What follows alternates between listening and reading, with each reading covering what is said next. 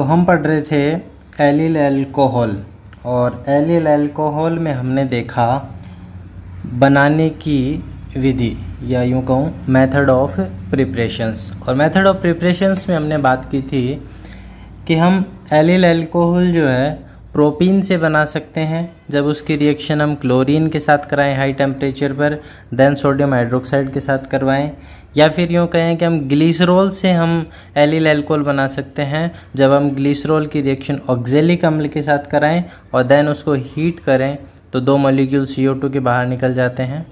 और थर्ड हमने पढ़ा प्रोपीरगिल अल्कोहल से, तो हमने देखा कि प्रोपीरगिल अल्कोहल का जब हम कैटालाइटिक रिडक्शन करवाते हैं तो क्या बनता है, एलिल अल्कोहल बनता है। ठीक है, और आज हम बात करेंगे एलिल अल्कोहल के रासायनिक गुण की, या यूँ कहूँ केमिकल प्रॉपर्टीज़ की। ठीक है, तो देखो एलिल अल्कोहल के मॉलिक्यूल को जब हम देखते हैं तो हम क्या देख रहे हैं कि यहाँ एलिल अल्कोहल में एक तो क्या प्रेजेंट है, कार्बन कार्बन के बीच में डबल बॉन्ड प्रेजेंट है। क्या प्रेजेंट है, डबल बॉन्ड प्रेजेंट है। ठीक है, और एक जो है क्या प्रेजेंट है, OH ग्रुप प्रेजेंट है। तो जब हम एलिल अल्कोहल के केमिकल प्रॉपर्टीज़ की जब हम बात करते हैं तो हम क्या करते हैं कि ये जो है कार्बन कार्बन डबल बॉन्ड की रिएक्शन दर्शाता है, यानी कि डबल बॉन्ड की रिएक्शंस भी शो करेगा, और OH जो ग्रुप है ये खुद अपनी रिएक्शंस भी क्या करेगा, शो करेगा। ठीक है, तो एलिल अल्कोहल में एक तो कार्बन कार्बन द्विबंध और एक जो है 1 डिग्री अल्कोहल जो प्रेजेंट है, 1 डिग्री OH प्रेजेंट है, ये अपनी रिएक्शंस क्या करता है, दर्शाता है। अब देखो एलिल अल्कोहल में जो OH प्रेजेंट है, ये OH जो है इसका जो ऑक्सीजन मॉलिक्यूल जो है ये क्या लगाता है, -I इफेक्ट शो करता है। क्या इफेक्ट शो करता है, -I प्रभाव। -I प्रभाव का मतलब हो गया कि ऑक्सीजन जो है उसकी इलेक्ट्रॉन नेगेटिविटी क्या है, मोर है, ज़्यादा है। इलेक्ट्रोनेगेटिविटी क्या है, ज़्यादा है, और इलेक्ट्रोनेगेटिविटी ज़्यादा होने के कारण ये कार्बन और ऑक्सीजन के बीच में ये जो बॉन्ड प्रेजेंट है, कोवलेंट बॉन्ड, इसके जो ये इलेक्ट्रॉन्स जो प्रेजेंट हैं, बॉन्ड्स के इलेक्ट्रॉन, इनको क्या करता है, अपनी ओर खींच देता है। क्या करता है, अपनी ओर खींच लेता है। इसी प्रोसेस को हम क्या बोलते हैं, माइनस इंडक्टिव इफेक्ट। ठीक है, तो माइनस इंडक्टिव इफेक्ट शो करता है, या यूँ कहूँ -I प्रभाव शो करता है OH। तो इसी कारण जो एलिल अल्कोहल्स जो है वो जब अपने डबल बॉन्ड की रिएक्शंस शो करेगा तो वो मार्कोनिकोफ नियम के विपरीत शो करता है, ना कि मार्कोनिकोफ नियम के अनुसार। ठीक है, अब बात करोगे कि मार्कोनिकोफ नियम क्या होता है, तो मार्कोनिकोफ ने क्या कहा कि जब हम किसी डबल बॉन्ड पर किसी असमान मॉलिक्यूल का एडिशन करवाएं, असमान मॉलिक्यूल से मेरा मतलब हो गया कि कोई HX, या यूँ कहूँ HX की जगह मैं बोल सकता हूँ HCl हो गया, HBr हो गया, HI हो गया। ठीक है, तो जब हम किसी असमान मॉलिक्यूल का एडिशन करवाते हैं तो जो हाइड्रोजन जो है वो उस कार्बन पर जाके जुड़ता है जिस कार्बन पर पहले से ही हाइड्रोजन की संख्या क्या हो, ज़्यादा हो। ठीक है, यानी कि हम इसमें बात करें तो इस कार्बन पर 2 हाइड्रोजन है और इस कार्बन पर क्या है, 1 हाइड्रोजन है। तो मार्कोनिकोफ क्या कहता है कि हाइड्रोजन जो है उस कार्बन पर जाके जुड़ता है जिस कार्बन पर पहले से ही हाइड्रोजन की संख्या क्या हो, ज़्यादा हो। ठीक है, और अगर इसके विपरीत हुआ तो हम उसको क्या बोलते हैं, एंटी मार्कोनिकोफ। क्या बोलते हैं, एंटी मार्कोनिकोफ, यानी कि हाइड्रोजन उस कार्बन पर जुड़ता है जहां हाइड्रोजन की संख्या क्या हो, कम हो। ठीक है, देखो आगे, तो ऐसे हम क्या बात कर रहे थे, रासायनिक गुण एलिल एल्कोहल्स के। ठीक है, तो सबसे पहले हम पढ़ेंगे द्विबंध की अभिक्रियाएं। किसकी अभिक्रियाएं? द्विबंध की अभिक्रियाएं। ठीक है,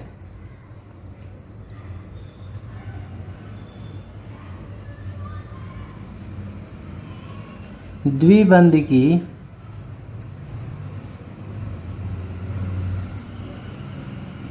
अभिक्रियाएं।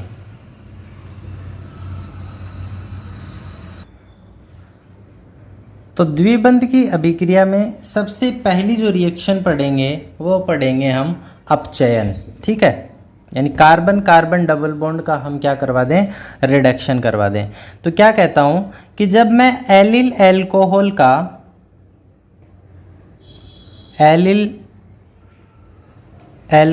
का उत्प्रेरकीय अपचयन कराऊं या यूँ कहूँ कैटेलाइटिक रिडक्शन करवाऊं, यहाँ कैटेलाइटिक जो काम में लेते हैं वो हम निकल, प्लेटिनम और पैलेडियम कोई सा भी काम में ले सकते हैं, और उसके साथ में हम क्या काम में लेते हैं? हाइड्रोजन काम में लेते हैं।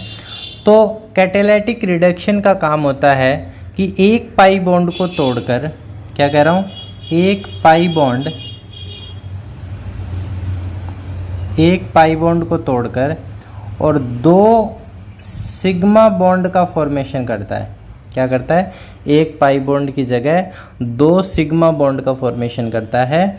और एलिल एल्कोहल का जब हम उत्प्रेरकीय अपचयन करवाते हैं तो 1 प्रोपेनॉल का फॉर्मेशन होता है। किसका फॉर्मेशन होता है? 1 प्रोपेनॉल का। ठीक है, दोनों कार्बन पर क्या जुड़ गई? एक एक हाइड्रोजन जुड़ जाती है। ठीक है, तो द्विबंध की अभिक्रिया में सबसे पहली जो रिएक्शन थी वो क्या थी?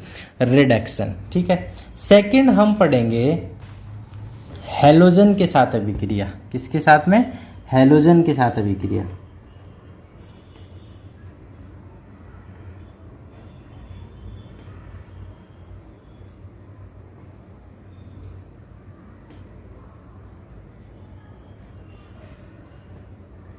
देखो क्या होता है, जब हम एलिल एल्कोहल की रिएक्शन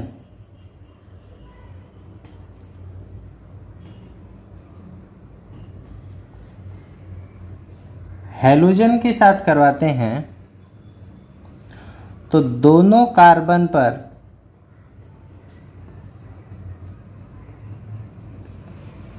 क्या जुड़ जाता है? हैलो ग्रुप जुड़ जाता है। यानी दोनों कार्बन पर क्या जुड़ गया? ब्रोमीन ब्रोमीन जुड़ गया। ऐसे अगर मैं क्लोरीन के साथ रिएक्शन करवाऊंगा तो क्या जुड़ जाएगा? क्लोरीन और क्लोरीन जुड़ जाएगा। तो एलिल एल्कोहल की ब्रोमीन के साथ जब हम रिएक्शन करवाते हैं तो हमें जो मॉलिक्यूल मिलता है वो मिलता है 2,3 डाई ब्रोमो प्रोपेनॉल। ये 1, ये 2, ये 3, तो 2,3 डाई ब्रोमो और प्रोपेनॉल। ठीक है, थर्ड रिएक्शन, अगर हम हैलोजन अम्ल के साथ क्या करवाएं? रिएक्शन करवाएं।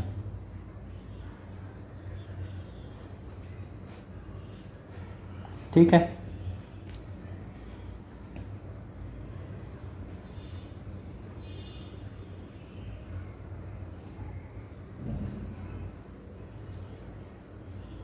तो अगर मैं HCl के साथ अगर इसकी रिएक्शन करवाऊं, आप HCl के साथ करवा दो, आप इसी की रिएक्शन HBr के साथ भी करवा सकते हो। ठीक है, क्या होता है? हमने बोला था कि एलिल एल्कोहल में OH जो है वो कौन सा इफेक्ट लगाता है? -I effect. और -I इफेक्ट जब ये लगाता है तो ये बॉन्ड्स के इलेक्ट्रॉनों को क्या करेगा? अपनी ओर खींचेगा।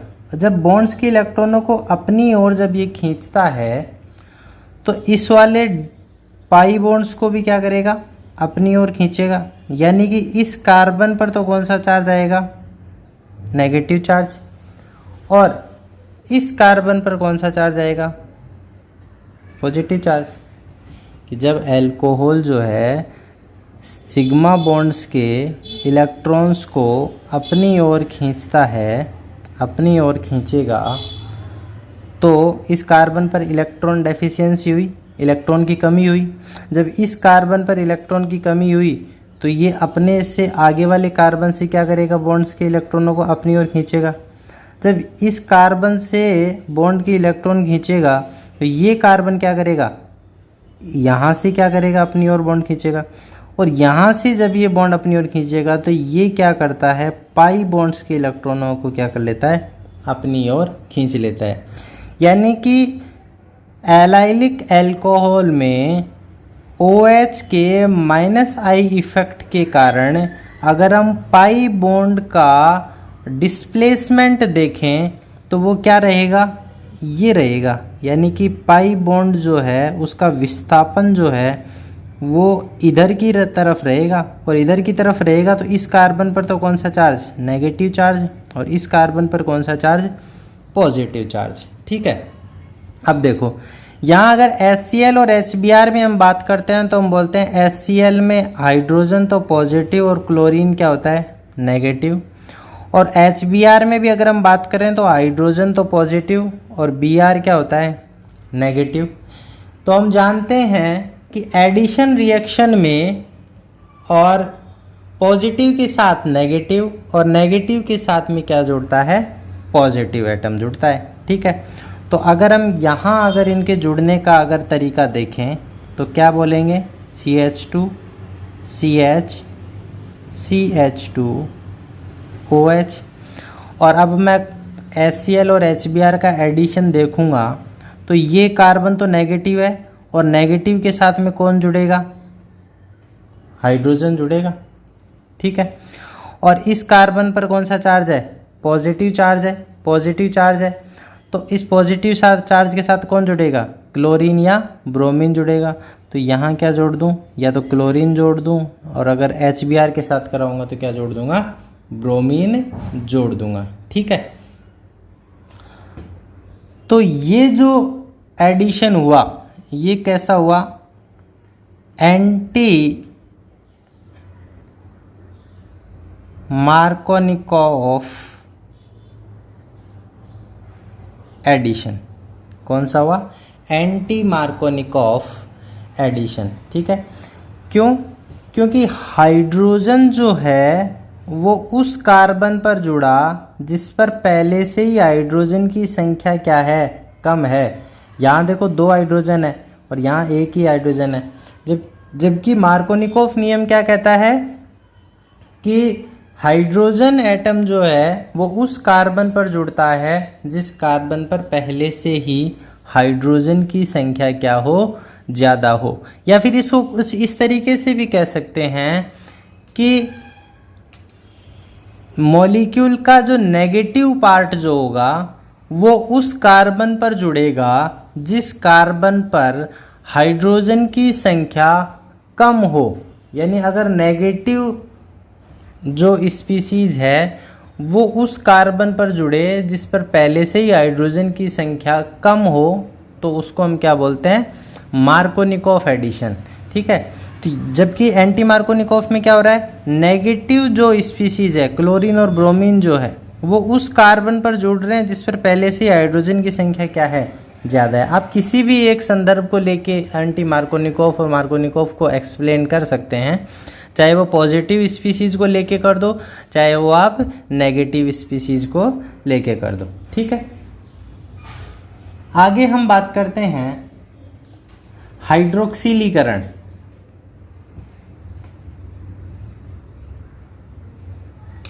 इसकी एक रिएक्शन हम और देख सकते हैं।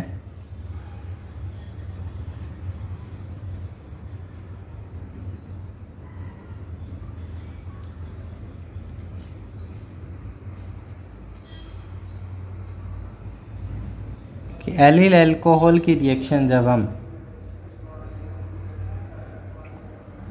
हाइपोक्लोरस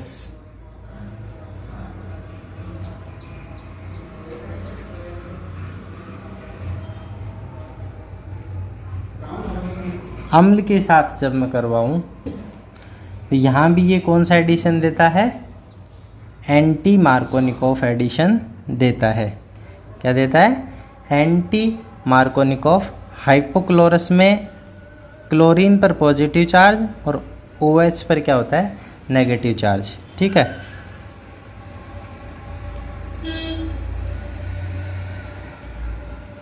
तो यहाँ तो क्या जुड़ गया, क्लोरीन, और यहाँ क्या जुड़ गया, OH। ठीक है, फोर्थ हम बात करते हैं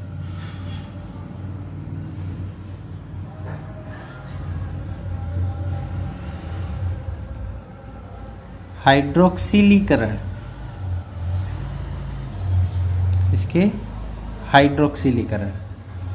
ठीक है, तो अगर एलाइलिक अल्कोहल की रिएक्शन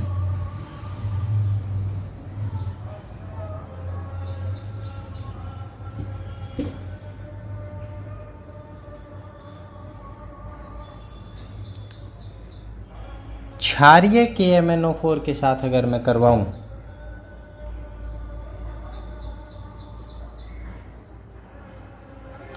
तो क्षारीय KMnO4 का काम होता है 2 OH जोड़ने का।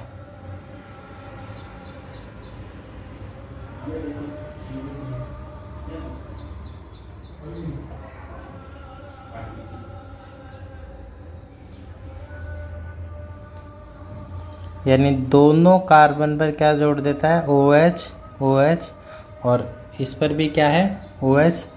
यानी कि हाइड्रोक्सिलीकरण अभिक्रिया में फाइनल प्रोडक्ट जो है वो क्या बनता है, ग्लिसरॉल बनता है। क्या बनता है, ग्लिसरॉल बनता है। ठीक है, फिफ्थ अगर हम बात करें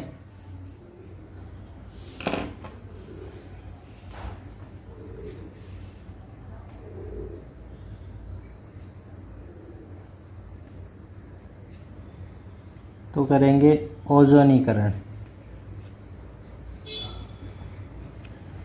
ठीक है, यानी ओजोन से रिएक्शन।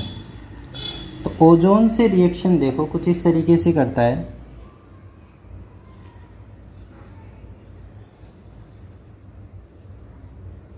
ये हुआ हमारा एलिल अल्कोहल, और एलिल अल्कोहल की रिएक्शन जब हम O3 यानी ओजोन के साथ जब हम करवाते हैं तो ये ओजोन कुछ इस तरीके से जुड़ता है। देखो ध्यान से देखना, इस तरीके से। ठीक है, इसको बोलते हैं ओजोनाइड।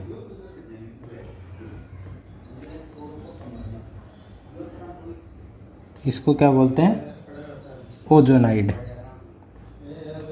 ठीक है, और इस ओजोनोइड का जब हम जल अपघटन करें, क्या करें, जल अपघटन, तो ये कुछ इस तरीके से टूटता है। ये देखो ये, ठीक है, और ये यानी वाई शेप में। किस शेप में तोड़ना है, वाई शेप में। ठीक है, और वाई शेप में तोड़ के और क्या बनाता है, एक कार्बन का तो क्या बना देगा, एल्डिहाइड, और एक कार्बन का एल्डिहाइड क्या बनता है, फॉर्मेल्डिहाइड, और इस कार्बन के साथ में भी क्या जुड़ गया, ऑक्सीजन।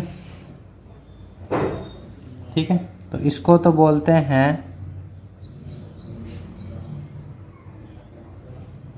फॉर्मेल्डिहाइड, और इसको बोलते हैं ग्लाइकोलिक एल्डिहाइड। ठीक है, तो ये थी एलिल अल्कोहल में कार्बन कार्बन डबल बॉन्ड की रिएक्शन। और कार्बन कार्बन डबल बॉन्ड की रिएक्शन में हमने क्या क्या देखा, एक तो हमने क्या पढ़ा, अपचयन पढ़ा, हैलोजन के साथ में रिएक्शन पढ़ी, हैलोजन अम्ल के साथ में रिएक्शन पड़ी, हाइड्रोक्सिलीकरण हमने किया, और फिफ्थ हमने किया ओजोनीकरण। ठीक है, अब हम बात करेंगे 1 डिग्री OH समूह की अभिक्रियाएं। ठीक है।